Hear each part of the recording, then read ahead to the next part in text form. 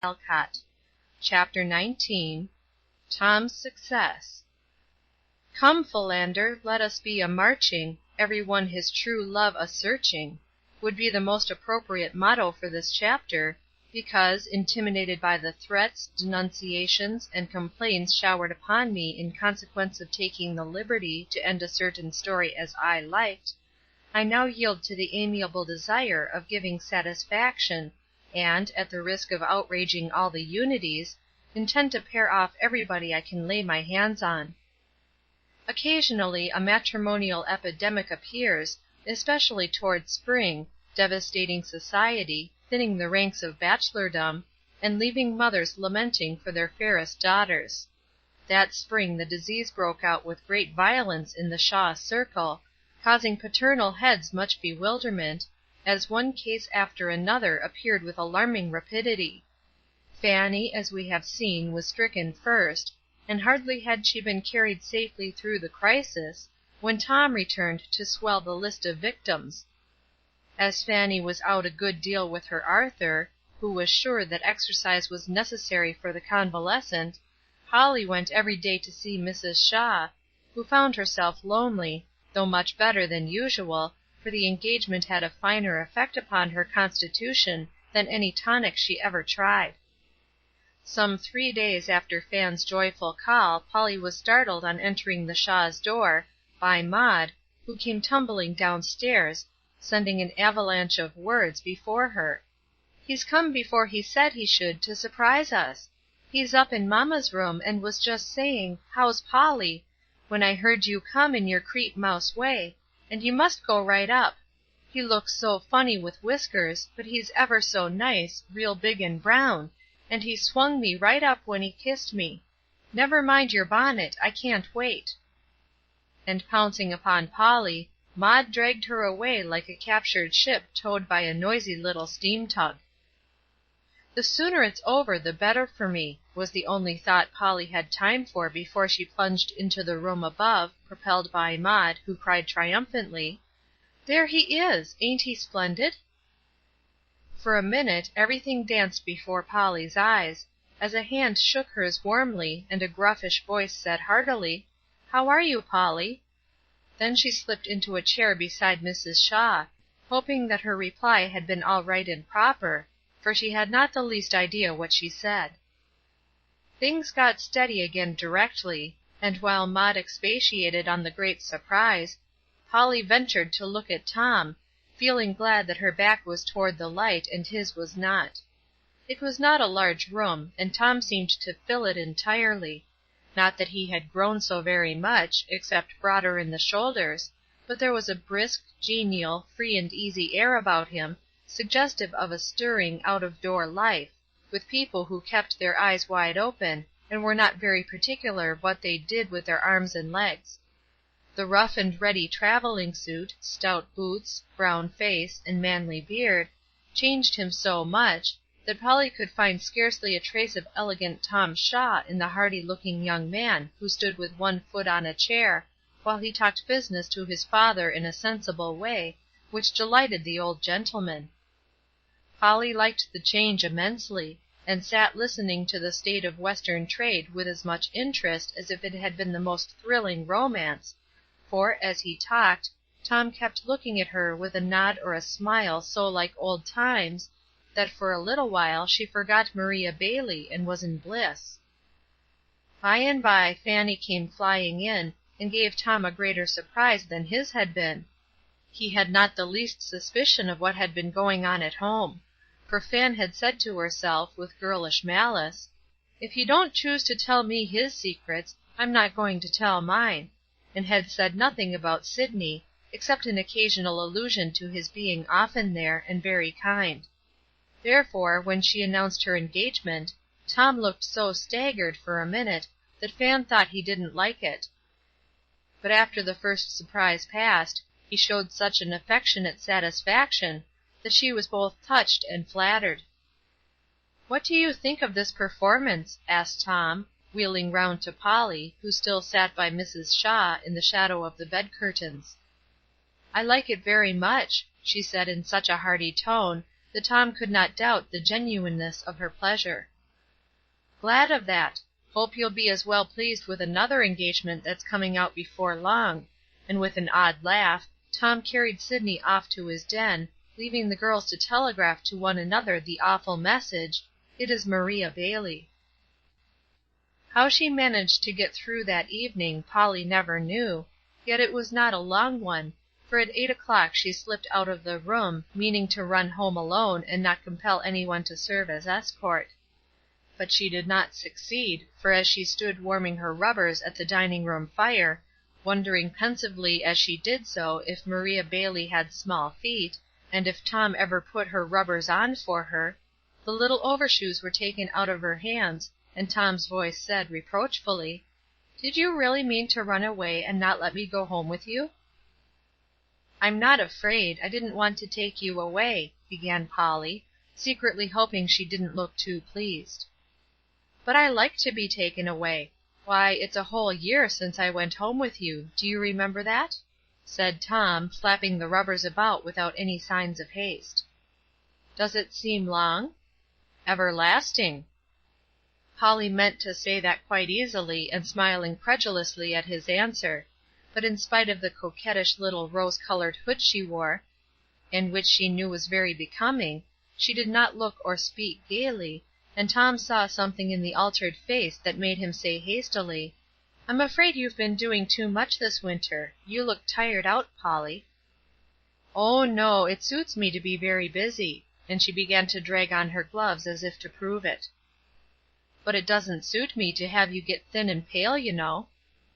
Polly looked up to thank him, but never did, for there was something deeper than gratitude in the honest blue eyes, that could not hide the truth entirely. Tom saw it, flushed all over his brown face, and dropping the rubbers with a crash, took her hands, saying in his old impetuous way, "Polly, I want to tell you something." "Yes, I know, we've been expecting it. I hope you'll be very happy, Tom." And Polly shook his hands with a smile that was more pathetic than a flood of tears. "What?" cried Tom, looking as if he thought she had lost her mind. "Ned told us all about her. He thought it would be so, and when you spoke of another engagement, we knew you meant your own." "But I didn't. Ned's the man. He told me to tell you. It's just settled." "Is it Maria?" cried Polly, holding on to a chair as if to be prepared for anything. "Of course. Who else should it be?" "He didn't say you talked about her most, and so we thought," stammered Polly, falling into a sudden flutter. "That I was in love? Well, I am, but not with her." "Oh!" and Polly caught her breath, as if a dash of cold water had fallen on her, for the more in earnest Tom grew, the blunter he became. "Do you want to know the name of the girl I've loved for more than a year? Well, it's Polly." As he spoke, Tom stretched out his arms to her, with a sort of mute eloquence that cannot be resisted, and Polly went straight into them without a word. Never mind what happened for a little bit. Love scenes, if genuine, are indescribable; for to those who have enacted them, the most elaborate description seems tame, and to those who have not, the simplest picture seems overdone. So romancers had better let imagination paint for them that which is above all art, and leave their lovers to themselves during the happiest minutes of their lives. Before long, Tom and Polly were sitting side by side, enjoying the blissful state of mind which usually follows the first step out of our workaday world into the glorified region wherein lovers rapturously exist for a month or two. Tom just sat and looked at Polly as if he found it difficult to believe that the winter of his discontent had ended in this glorious spring. But Polly, being a true woman, asked questions, even while she laughed and cried for joy. "Now, Tom, how could I know you loved me when you went away and never said a word?" she began, in a tenderly reproachful tone, thinking of the hard year she had spent. "And how could I have the courage to say a word, when I had nothing on the face of the earth to offer you but my worthless self?" answered Tom warmly. "That was all I wanted," whispered Polly, in a tone which caused him to feel that the race of angels was not entirely extinct. I've always been fond of you, my Polly, but I never realized how fond till just before I went away.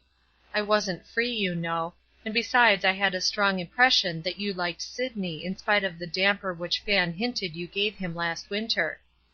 He's such a capital fellow, I really don't see how you could help it." "It is strange, I don't understand it myself; but women are queer creatures, and there's no accounting for their tastes," said Polly, with a sly look, which Tom fully appreciated. "You were so good to me those last days, that I came very near speaking out, but couldn't bear to seem to be offering you a poor, disgraced sort of fellow, whom Trix wouldn't have, and no one seemed to think worth much. No, I said to myself, Polly ought to have the best. If Sid can get her, let him, and I won't say a word. I'll try to be better worthy her friendship anyway, and perhaps, when I've proved that I can do something, and am not ashamed to work, then, if Polly is free, I shan't be afraid to try my chance." So I held my tongue, worked like a horse, satisfied myself and others that I could get my living honestly, and then came home to see if there was any hope for me. "And I was waiting for you all the time," said a soft voice close to his shoulder, for Polly was much touched by Tom's manly efforts to deserve her. "I didn't mean to do it the first minute, but look about me a little, and be sure Sid was all right; but Fan's news settled that point, and just now the look on my Polly's face settled the other. I couldn't wait another minute, or let you either, and I couldn't help stretching out my arms to my little wife, God bless her, though I know I don't deserve her." Tom's voice got lower and lower as he spoke, and his face was full of an emotion of which he need not be ashamed, for a very sincere love ennobled him, making him humble, where a shallower affection would have been proud of its success. Polly understood this, and found the honest, hearty speech of her lover more eloquent than poetry itself. Her hand stole up to his cheek, and she leaned her own confidingly against the rough coat, as she said, in her frank, simple way, "Tom, dear, don't say that, as if I was the best girl in the world. I've got ever so many faults, and I want you to know them all, and help me cure them, as you have your own. Waiting has not done us any harm, and I love you all the better for your trial. But I'm afraid your year has been harder than mine, you look so much older and graver than when you went away. You never would complain, but I've had a feeling that you were going through a good deal more than any of us guessed." "Pretty tough work at first, I own. It was all so new and strange, I'm afraid I shouldn't have stood it if it had not been for Ned. He'd laugh and say 'Pooh!' if he heard me say it, but it's true nevertheless that he's a grand fellow, and helped me through the first 6 months like a brother as he is. There was no reason why he should go out of his way to back up a shiftless party like me, yet he did, and made many things easy and safe that would have been confoundingly hard and dangerous if I'd been left to myself. The only way I can explain it is that it's a family trait, and as natural to the brother as it is to the sister." "It's a Shaw trait to do the same. But tell me about Maria. Is Ned really engaged to her?" "Very much so. You'll get a letter full of raptures to morrow. He hadn't time to send by me, I came off in such a hurry. Maria is a sensible, pretty girl, and Ned will be a happy old fellow." "Why did you let us think it was you?" "I only teased Fan a little. I did like Maria, for she reminded me of you sometimes, and was such a kind, cozy little woman I couldn't help enjoying her society after a hard day's work.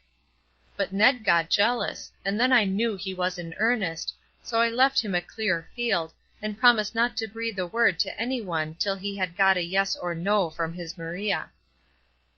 "I wish I'd known it," sighed Polly. "People in love always do such stupid things." "So they do, for neither you nor Fan gave us poor fellows the least hint about Sid, and there I've been having all sorts of scares about you." "Serves us right, brothers and sisters shouldn't have secrets from each other." "We never will again. Did you miss me very much?"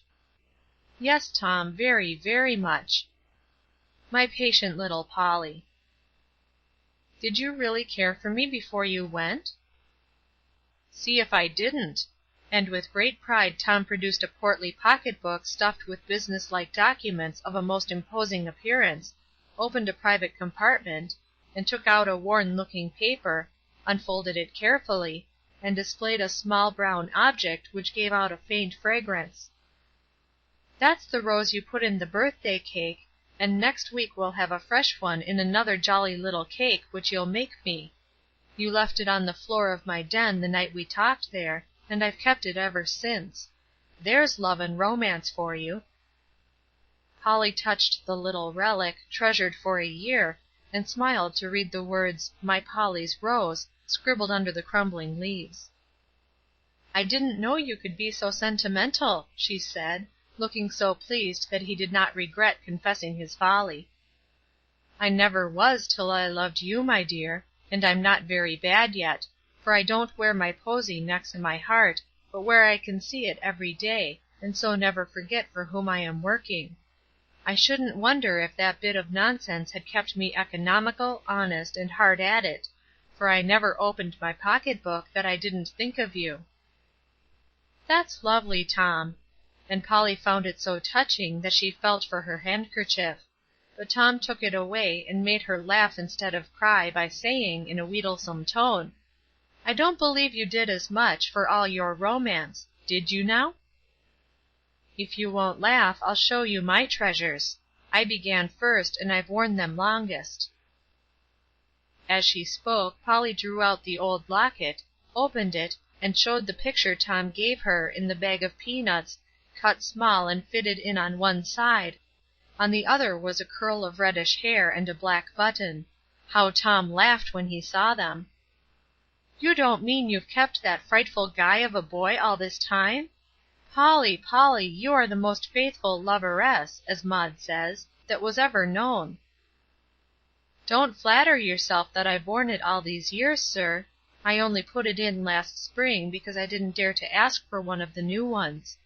The button came off the old coat you insisted on wearing after the failure, as if it was your duty to look as shabby as possible, and the curl I stole from Maude. Aren't we silly?" He didn't seem to think so, and after a short pause for refreshments, Polly turned serious, and said anxiously, "When must you go back to your hard work?" "In a week or two, but it won't seem drudgery now, for you'll write every day, and I shall feel that I'm working to get a home for you.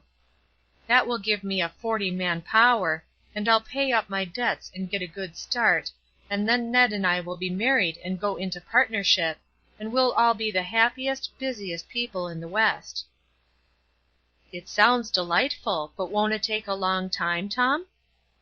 "Only a few years, and we needn't wait a minute after Sid is paid, if you don't mind beginning rather low down, Polly." "I'd rather work up with you than sit idle while you toil away all alone. That's the way father and mother did, and I think they were very happy in spite of the poverty and hard work." "Then we'll do it by another year, for I must get more salary before I take you away from a good home here. I wish, oh, Polly, how I wish I had half of the money I've wasted, to make you comfortable now."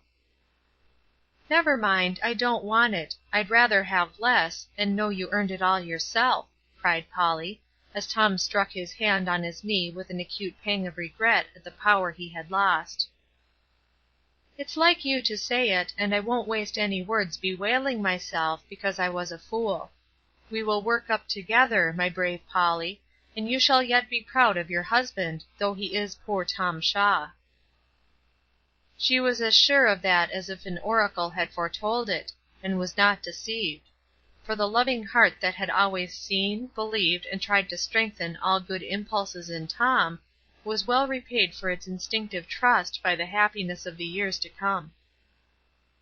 "Yes," she said hopefully, "I know you will succeed, for the best thing a man can have is work with a purpose in it, and the will to do it heartily." "There is one other thing, Polly," answered Tom, turning her face up a little, that he might see his inspiration shining in her eyes. "What is it, dear?" "A good woman to love and help him all his life, as you will me, please God." "Even though she is old fashioned," whispered Polly, with happy eyes, the brighter for their tears, as she looked up at the young man, who, through her, had caught a glimpse of the truest success, and was not ashamed to owe it to love and labor, two beautiful old fashions that began long ago, with the first pair in Eden. Lest any of my young readers who have honored Maude with their interest should suffer the pangs of unsatisfied curiosity as to her future, I will add for the benefit that she did not marry Will, but remained a busy, lively spinster all her days, and kept house for her father in the most delightful manner. Will's ministerial dream came to pass in the course of time, however, and a gentle, bright eyed lady ruled over the parsonage, whom the Reverend William called "his little Jane." Farther into futurity even this rash pen dares not proceed, but pauses here, concluding in the words of the dear old fairy tales, "And so they were married, and all lived happily till they died." End of Chapter 19. End of An Old Fashioned Girl by Louisa May Alcott.